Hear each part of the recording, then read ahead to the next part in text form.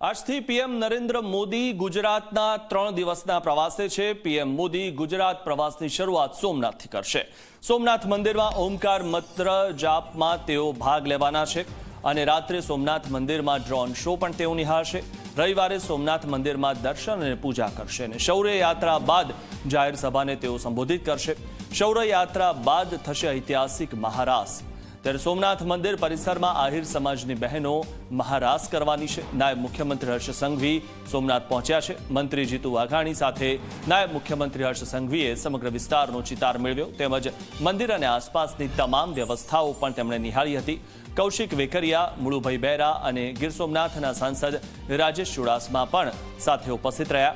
ત્યારે સોમનાથમાં મંદિરનો ગેટ તેમજ રસ્તાઓ ફૂલોથી શણગારવામાં આવ્યા છે અને સોમનાથ સ્વાભિમાન પર્વને પગલે સોમનાથમાં ઓમ નમઃ શિવાયના જાપથી મંદિર ગુંજી ઉઠ્યું છે। તો ઉલ્લેખનીય છે કે 1000 વર્ષ પૂર્ણ થયા છે સોમનાથ મંદિર પર જે હુમલો થયો હતો સૌપ્રથમ તેને લઈને, અને સૌથી મહત્વની વાત એ છે કે આ મંદિર આટલા વર્ષોથી પણ અડીખમ ઊભું છે। ગમે તેટલા તેના પર હુમલાઓ થયા, અત્યાર સુધી ઘણા હુમલાઓ મંદિર પર થયા, પણ મંદિર અડીખમ ઊભું છે અને લોકોની આસ્થા તેમાં અડગ છે। ત્યારે જે ઉજવણી થઈ રહી છે 1000 વર્ષની એ ઉજવણી છે। 1000 વર્ષ બાદ પણ જે રીતે મંદિર અડીખમ છે અને તેને લઈને જે ઉજવણી થઈ રહી છે, સોમનાથમાં ઓમકાર મંત્ર જાપમાં ભાગ લેશે પ્રધાનમંત્રી નરેન્દ્ર મોદી। રવિવારે સોમનાથ મંદિરમાં દર્શન અને પૂજા કરવાના છે। આજથી પ્રધાનમંત્રી નરેન્દ્ર મોદી ગુજરાતના પ્રવાસે છે।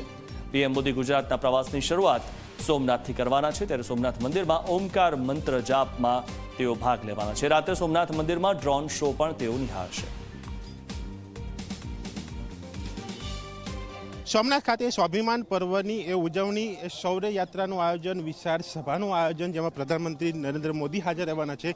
એ કાર્યક્રમની પહેલાં નાયબ મુખ્યમંત્રી હર્ષ સંઘવી સાથે જીતુ વાઘાણી સહિત જે મહાનુભાવો, નેતાઓ, મંત્રીઓ જે છે એ સતત સોમનાથની એ મુલાકાત લઈ રહ્યા છે અને એ આયોજન જે છે એનું નિરીક્ષણ સતત કરી રહ્યા છે, જેથી કરીને પ્રધાનમંત્રી નરેન્દ્ર મોદીની હાજરીમાં જ્યારે આ ભવ્ય કાર્યક્રમ જે છે સોમનાથ ખાતે આયોજન કરવામાં આવ્યું છે તેમાં કોઈ પણ પ્રકારની એ ચૂક જે છે એ અહીંયા રહી ન જાય અને યોગ્ય વ્યવસ્થા સાથેનું આ આયોજન જે છે એ સુપેરી રીતે અહીંયા પાર પાડી શકે। કારણ કે આ 1000 વર્ષના એ સ્વાભિમાન પર્વની એ ઉજવણી, કારણ કે અલગ અલગ સમયે એ સોમનાથ ઉપર એ હુમલા થવા, એ મંદિરને તોડવાનો પ્રયાસ, તેમાં આ અડીખમ રીતે આ ઊભું એ સોમનાથ તેના સ્વાભિમાનના એ ઉજવણી જે છે એ કરવામાં આવી રહી છે અને તેના માટે એ શૌર્ય યાત્રાનું આયોજન અને સાથે એ વિશાળ સભાનું આયોજન જે છે એ સોમનાથ ખાતે કરવામાં આવ્યું છે। તે આયોજનની અંદર સતત નિરીક્ષણ કરી રહેલા એ નાયબ મુખ્યમંત્રી અને અન્ય મંત્રી, નેતા, ધારાસભ્યો જે છે એ સોમનાથ ખાતે જોવા મળી રહ્યા છે અને ચુસ્ત પોલીસ બંદોબસ્ત સાથેનું આ આખું આયોજન કે જેની અંદર જ્યારે આ શૌર્ય યાત્રા જે છે એ અહીંયા નીકળશે ત્યારે એ સ્ટેજ ઉપર એ સાંસ્કૃતિક કાર્યક્રમો જે છે એ પણ જોવા મળશે અને જનમેદની અહીંયા 1 લાખની હાજરીમાં એ સભાનું આયોજન અને વિશાળ જનમેદની વચ્ચે એ શૌર્ય યાત્રાનું આયોજન છે એ પણ જોવા મળશે અને એ આયોજન વચ્ચેના આ જે દ્રશ્યો જે છે એ જોઈ શકાય છે કે જ્યાં નાયબ મુખ્યમંત્રી, અન્ય ધારાસભ્ય અને મંત્રીઓ જે છે તે અહીંયા આવી રહ્યા છે અને સતત આ જગ્યા ઉપર હાજર રહીને એ કાર્યક્રમનું નિરીક્ષણ કરીને એ કાર્યક્રમના આયોજનને આખરી ઓપ આપી રહ્યા છે। કેમેરામેન ઉમેશ પરમાર સાથે દર્શન રાવલ, ઝી મીડિયા, સોમનાથ। સોમનાથ ખાતે ઐતિહાસિક ઘડી રચાવા જઈ રહી છે અને એ છે સોમનાથ સ્વાભિમાન પર્વની ઉજવણી।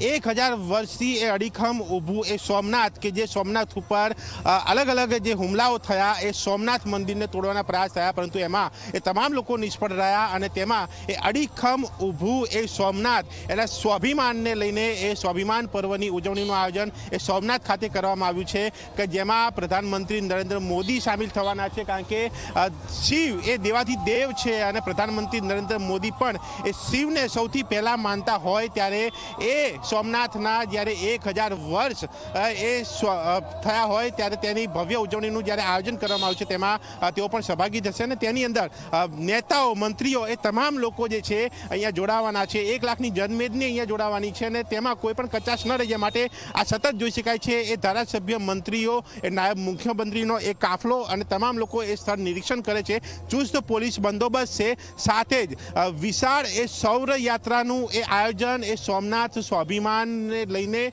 અને સાથે જ એ સૌર સભાનું પણ આયોજન 1 લાખ જનમેદની વચ્ચે પ્રધાનમંત્રી નરેન્દ્ર મોદી એ લોકોને સોમનાથને અને ગુજરાતને એ સંબોધન કરશે અને સોમનાથની એ ગાથા એ પોતાના મુખે જે છે એ વર્ણવશે, કારણ કે સોમનાથનો એવો ઇતિહાસ રહેલો છે, એ પ્રકારની એ ગાથાઓ રહેલી છે, એ પ્રકારની કહાની રહેલી છે અને તેમાં એ શિવનો જે કહી શકાય છે કે એ લોકો ઉપરનો આખી શ્રદ્ધાનો વિષય એ પણ અહીંયા એક દર્શાવવામાં આવશે અને એ શિવ સાથે જોડાયેલી આસ્થા એ પણ અહીંયા જોવા મળશે એ પ્રધાનમંત્રી નરેન્દ્ર મોદી જ્યારે એ કાર્યક્રમમાં હાજર હશે ત્યારે. અને સાથે જ જે પ્રકારનું આખું આયોજન જે છે એમાં પણ એ વિશેષ પ્રકારની બાબતોને ધ્યાને રાખીને એ અલગ અલગ સાંસ્કૃતિક કાર્યક્રમો એ વિશાળ જનમેદની અને સોમનાથ મંદિરથી લઈને એ મંદિરનું પ્રાંગણ, ગેટ, રસ્તાઓ એ તમામ જે જગ્યાઓ જે છે આ રીતે શણગારવામાં આવી છે અને દરેક જગ્યા ઉપર એ ઓમ નમઃ શિવાયના જાપ એ ઓમકાર જાપ થઈ રહ્યા છે, કારણ કે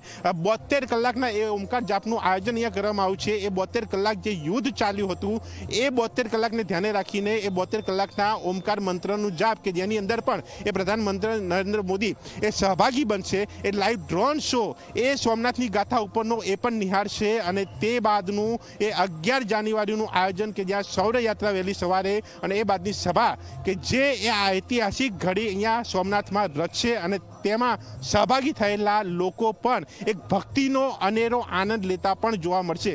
કેમેરામેન ઉમેશ પરમાર સાથે દર્શક રાવલ, ઝી મીડિયા, સોમનાથ.